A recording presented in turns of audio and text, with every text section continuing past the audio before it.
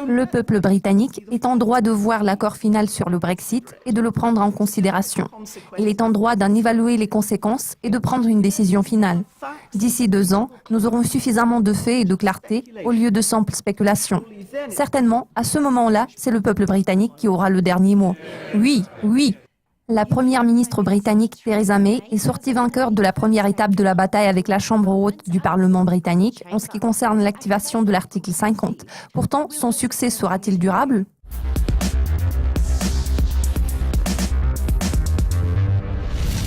Madame May et les membres de la Chambre des Lords se sont affrontés lors d'un débat sur les plans par rapport à l'enclenchement du processus de sortie qui a duré environ 20 heures, s'étant étalé sur 2 jours. En fin de compte, il a été convenu de laisser le projet de loi sur l'Union européenne passer à l'étape suivante de l'examen. Le débat s'est enflammé suite à une vive confrontation entre les partisans et les opposants du Brexit. Lord Lamont, qui est favorable à la sortie, a déclaré que les opinions exprimées par les adversaires du Brexit devraient être prises en compte.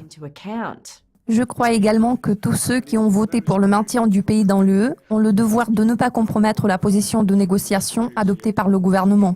Lord Darling, en militant pro-UE, a donné le commentaire suivant. Je n'accepte pas l'argument selon lequel tous ceux qui se sont prononcés en faveur du maintien dans l'UE devraient se taire en donnant carte blanche au gouvernement pour passer à l'action. Bien que ce soit une victoire pour Theresa May et son équipe, la route menant à l'activation de l'article 50 reste encore incertaine. Maintenant, le projet de loi devra passer à l'étape de la Commission à partir du 27 février. La bataille s'annonce difficile pour Theresa May, vu que certains membres du Parti conservateur sont susceptibles de vouloir amender le texte. Compte tenu de la position ferme adoptée par Theresa May par rapport à l'immigration et au commerce, certaines entreprises ont prévenu qu'elles allaient supprimer des postes et réduire leurs investissements, à moins que le gouvernement ne conclue un accord de transition avec l'Europe. Mercredi dernier, l'Institut des directeurs a déclaré qu'il serait impossible de renégocier un accord commercial complet en 2 ans, une fois que l'article 50 aura été activé. Les entreprises britanniques veulent que le Brexit se passe bien et sont impatientes d'explorer les opportunités commerciales avec le reste du monde qui se présenteront dès que nous aurons quitté l'UE.